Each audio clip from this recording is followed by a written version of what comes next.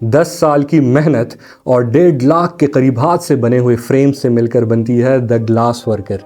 पाकिस्तान की पहली hand drawn animated film. जी हाँ, यानी इस फिल्म के दौरान आपको स्क्रीन पर जो कुछ भी नज़र आता है वो ना सिर्फ हाथ से बना हुआ है बल्कि उसमें रंग भी हाथ से भरे गए हैं। अब ये जो हैंड ड्रॉन फिल्में होती हैं इनको एक बात बहुत स्पेशल, बहुत खूबसूरत बनाती है और वो ये कि इनका हर एक फ्रेम चूँकि हाथ से बना हुआ होता है इसीलिए उसमें एक इंडिपेंडेंट आर्टिस्टिक वैल्यू शामिल होती है और वो ख़ुद को एक इंडिविजुअल आर्टिस्टिक पीस के तौर पर, आर्ट पीस के तौर पर रिप्रेजेंट कर सकता है। ये फिल्म देखने के बाद भी आपको ऐसा ही लगता है कि इस फिल्म के डायरेक्टर उस्मान रियाज ने इस फिल्म की कमर्शियल वैल्यू से ज़्यादा इसकी आर्टिस्टिक वैल्यू पर गौर किया है और उस पर एम्फेसिस ज़्यादा है। मैंने इसी हफ्ते ये फ़िल्म देखी और ये फ़िल्म देखने के बाद मुझे बहुत खुशी हुई। ऐसा क्यों है और ये फ़िल्म कैसी है, बात करते हैं इस वीडियो में। अब इस फिल्म को देखकर भी आपको अंदाज़ा हो जाता है और उस्मान रियाज ने अपने एक इंटरव्यू में भी इस बात का जिक्र किया कि ये फ़िल्म दरअसल इंस्पायर्ड है स्टूडियो जिबली से। अब आप में से जो लोग स्टूडियो जिबली को जानते हैं उनको अंदाज़ा होगा कि ऐसा क्यों है, और जो नहीं जानते उनको मैं बताता चलूं कि स्टूडियो जिबली एक जापानीज़ एनिमेशन स्टूडियो है जिसकी बुनियाद डायरेक्टर्स मियाज़ाकी और ताकाहाता ने 1985 में रखी। अब स्टूडियो जिबली कि काम को जो बात स्पेशल बनाती है वो ये है कि इनकी तमाम फिल्में हाथ से बनी हुई हैं, तो उसमें भी वो आर्टिस्टिक वैल्यू शामिल है और साथ ही साथ इनके प्रोटैगनिस्ट यंग होते हैं और एक मुश्किल माशरे में रहते हैं। अब जब वो ये यूथ मुश्किल माशरे में रहता है तो वो डिफरेंट हालात का सामना करता है जिसमें एक माशरे के अंदर जो ट्रेडिशन वर्सेस प्रोग्रेस की स्ट्रगल शामिल होती है, नेचुरल सेटिंग, नेचुरल लैंडस्केप में जो एग्जिस्टेंस होती है और फिर साथ ही साथ एक माशरे को जो चीज़ें मुतासिर करती है जैसे जंग या सोशल क्लास स्ट्रक्चर, उनसे ये सारे कैरेक्टर्स जो हैं वो इंटरैक्ट करते हैं। द ग्लास वर्कर में भी ऐसा ही कुछ है। अगर इसकी कहानी की बात की जाए तो कहानी थोड़ी फेरीटेलिश है, जहाँ एक मालदार लड़की जब एक नए शहर में आती है तो उसे वहाँ के ग्लास वर्कर्स या जो शीशागर होते हैं उनके काम को देखकर वो खासी इम्प्रेस होती है उनकी कारीगरी से, उनके आर्ट से।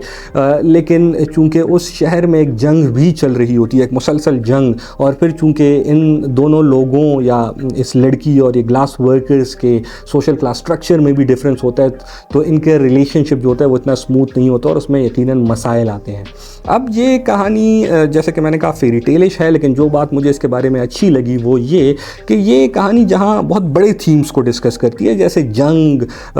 और सोशल क्लास स्ट्रक्चर और जंग के बीच पनपती हुई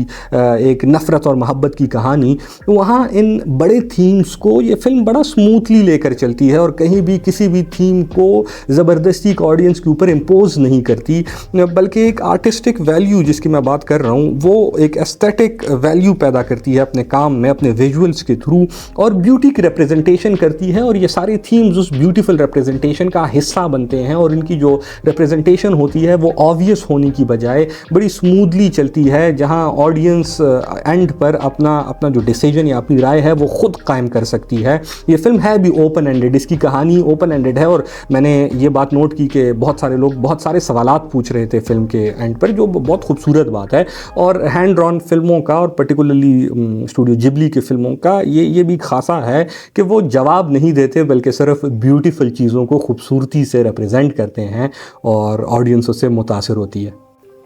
एक चीज़ जो इस फिल्म के दौरान जिसने मुझे तंग किया वो ये कि इसकी जो सेटिंग है वो उसमें एक डायकोटमी है। अगर आप उसको अपीरेंटली देखते हैं तो उसका जो आर्किटेक्चर है वो जॉर्जियन है या कहीं कहीं विक्टोरियन आर्किटेक्चर में भी आप उस फिल्म में आपको नज़र आता है। साथ ही साथ इसका लैंडस्केप थोड़ा वेस्टर्न है या फेरीटेलिश भी है यकीनन, लेकिन जो इसका कल्चर है वो साउथ एशियन या पाकिस्तानी है। अब ये कल्चर, इस कल्चर को ये आर्किटेक्चर या ये लैंडस्केप कॉम्प्लीमेंट नहीं करता और ये बात मुझे तंग किए जा रही थी। मिसाल के तौर पे आप जब फिल्म देखते हैं तो उसमें जितनी भी लिखाई हुई है, मतलब बिल बोर्ड्स हैं या दुकानों के ऊपर उनके नाम हैं, वो सब के सब अंग्रेज़ी में हैं, लेकिन अगर आप फिल्म की डिटेल देखें तो फिर आपको उर्दू में भी लिखी हुई चीज़ें नज़र आती हैं। साथ ही साथ आपको किरदार मिलते हैं जिनके नाम मिस्टर अंसारी, मिसेस भट्टी, मिसेस पोपल जई, ये सब के सब यकीनन पाकिस्तानी नाम हैं, लेकिन जो हमारा प्रोटैगनिस्ट प्रोटैगनिस्ट है उसका नाम विंसेंट ऑलिवर है,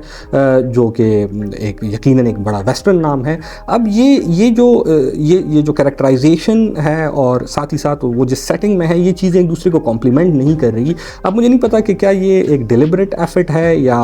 ये ऐसे बनकर सामने आई है, लेकिन जो भी है, अगर ये ना होती तो शायद मैं एटलीस्ट तंग ना होता और मुझे फिल्म और भी अच्छी लगती।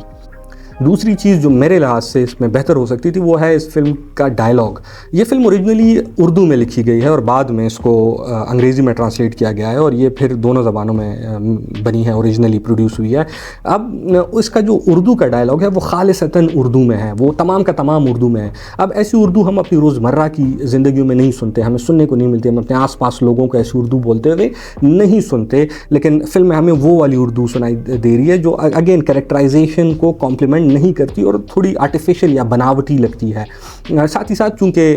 इसकी ट्रांसलेशन अंग्रेज़ी में हुई है, तो ट्रांसलेशन के दौरान डायलॉग ने अपना एसेंस थोड़ा सा और भी जो है वो एसेंस उसका वीक होता है और वो एसेंस खोता है। यकीनन अगर डायलॉग पर थोड़ा सा और काम हुआ होता तो डायलॉग बहुत खूबसूरत बन के सामने आ सकता था। तो ऑल एंड ऑल मुझे ये फिल्म देखकर खुशी इसलिए हुई क्योंकि ये अपनी तर्ज की पहली फ़िल्म है और वो जो पाकिस्तानी सिनेमा का एवोल्यूशन चल रहा है, उसका जो इर्तिक़ा चल रहा है, उसमें अपना हिस्सा बड़े अच्छे से ये अदा कर रही है। आप में से जिसने ये फ़िल्म नहीं देखी वो ज़रूर देखने जाएँ, क्योंकि मैंने बात नोट की कि इसके शोज़ कम हो रहे हैं, तो शोज़ कम हो रहे हैं जो अच्छी बात नहीं है। यकीनन अभी फ़िल्म बनी है, अभी लगी है, आप ये फ़िल्म देखने ज़रूर जाएँ, आपको ये बहुत पसंद आएगी। मिलते हैं अगली एपिसोड में।